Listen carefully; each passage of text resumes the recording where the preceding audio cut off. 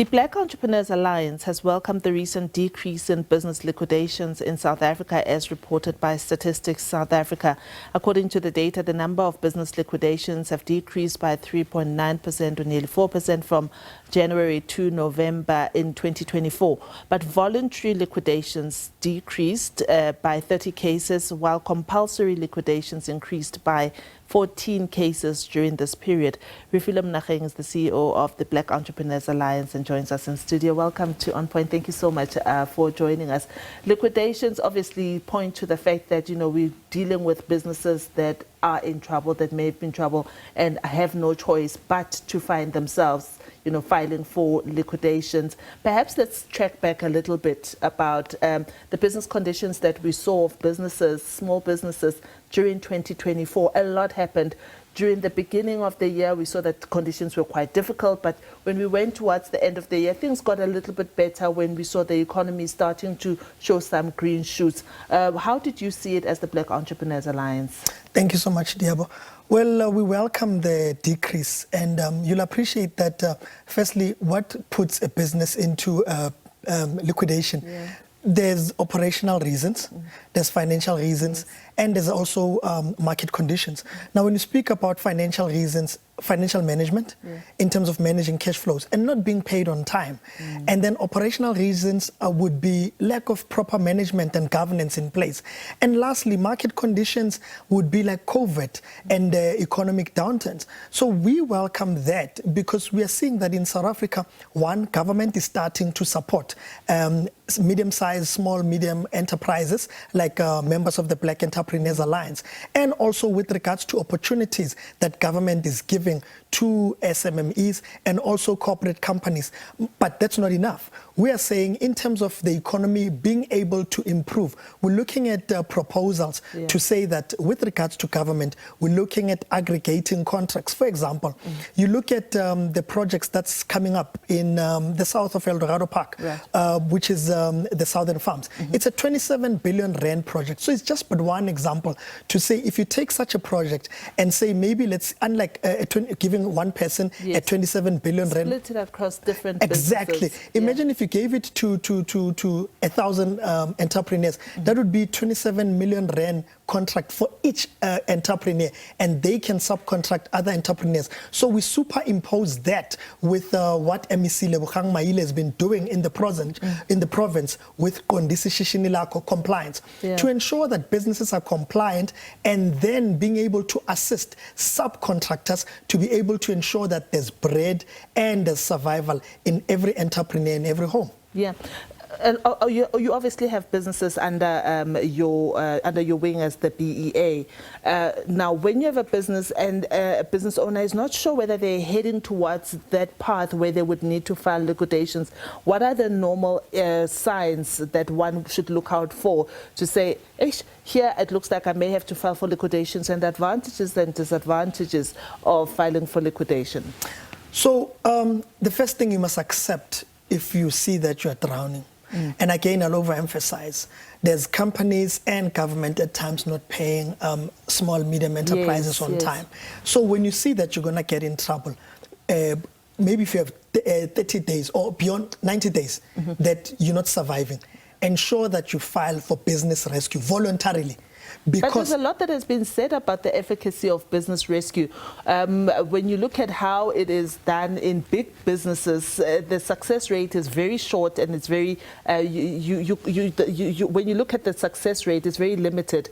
What is the likelihood that for a smaller business, and can a business owner even afford to get the services of a business rescue practitioner? Yes. So our government, through the Department of Trade, Industry and Competition, it's accessible. And in fact, the turnaround time, it's less than 7 days. Okay. You can apply today, and if you are fortunate enough, by tomorrow, you can have a certificate. We would encourage voluntary business rescue as opposed to compulsory. What would that do for the business? You are still in charge of how to maneuver and the business to recover. Whereas if it's compulsory from your creditors, they are now dictating to say you are trading recklessly, let's assist you to get out of this. Having said that, with the condition lack of what MEC Maile has been doing, and we must also compliment its politicians like Bishop Dalton, who's the chair of chairs in the Gauteng legislature, and also in the municipality level, the MMC for finance, Councillor Margaret, to say they've been supportive in terms of ensuring that entrepreneurs comply, and also whenever they need assistance, they are given timelessly. I'll also make a practical example with the Black Entrepreneurs Alliance.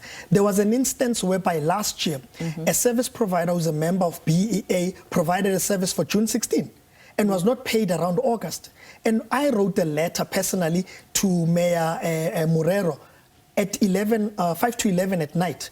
The next day at 5 to 11 morning, the entrepreneur was paid. So it shows that sometimes, and I mean, you can ask and say, but was it necessary for us to write the letter? It's neither here nor there. They should have been paid to begin with in any case. But the fact that he's listening and they responded timelessly. So I don't have any brief of government, but it's important sometimes to pause and appreciate and compliment where we're getting assistance with regards to registration of houses and so on. Yeah, we do hope that they will assist more entrepreneurs, not only the ones that are linked to the Black Entrepreneurs Alliance. You spoke about condition lacko and compliance of businesses.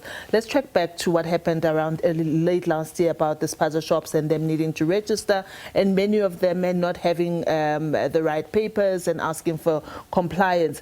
What happens in that case when you are a spaza shop owner and you realize that you need to file for papers to be compliant, however, you are just not getting it right? And the business is also, by the way, suffering at the same time. What happens in that case? What should one do? So it's important that you speak to your local councillor, because our local councillors, and they are willing to help. We've seen that it's amazing the response and the assistance we seemingly getting from councillors, from any political party. Secondly, your councillors will take it up with the municipality, ensure that you get the right document. Why are we referring people to the councillors? Because we've also realized that elderly entrepreneurs, sometimes if they don't know, they're scared to say, I don't understand. Okay. And so with your local councillor, you can speak your own language and ensure that they stay locally. If you're short of something, you can always revert back to them. But the response has been improving as opposed to what we've seen before the 21 days that the president has given, even with this extension. But we're still saying to the president we need more time in terms of training, capacity development, and ensure that we get vouchers for stock to restart those businesses that have not been doing well. Yeah, at the end of the day, whether you've helped businesses to thrive and be compliant, businesses need access to markets. Absolutely. How are you as the BA helping entrepreneurs to access those markets that they so desperately need? So education. It's important that we educate customers about products, because there's still the misconception and perception that our local entrepreneurs' goods are expensive. So there's the Consumer Goods Council needs to come on board, because a lot of their members' products have been bastardized. So we need to ensure that people are educated of good quality products and why they sometimes seemingly price steep. For example, if you want to know that the product is manufactured in South Africa, you look at a barcode. It starts with 600. Yes. So if it starts with 600, you know it's manufactured locally. And we should start supporting local, albeit we know that technology is going to take out our business out of existence, and we need to adapt. Yeah. And I from BEA, we are also advocating for WhatsApp virtual shops, whereby through WhatsApp Business, you can put your products with your price, and then someone can buy, and then you can deliver them from someone down your street. Like it's raining now. Yeah. An elderly person cannot go out and buy, but you can go out and deliver for them. Refilwe, always great pleasure speaking to you from the BEA. Thank you so much for your time. Thank you, Deborah. I've been having a conversation with Refilwe Monageng. He's the CEO of the Black Entrepreneurs Alliance, and we've been talking about voluntary liquidations and that have gone down for the first 11 months of 2024. And yeah, thank you so much for your time. Thank you. Thank you.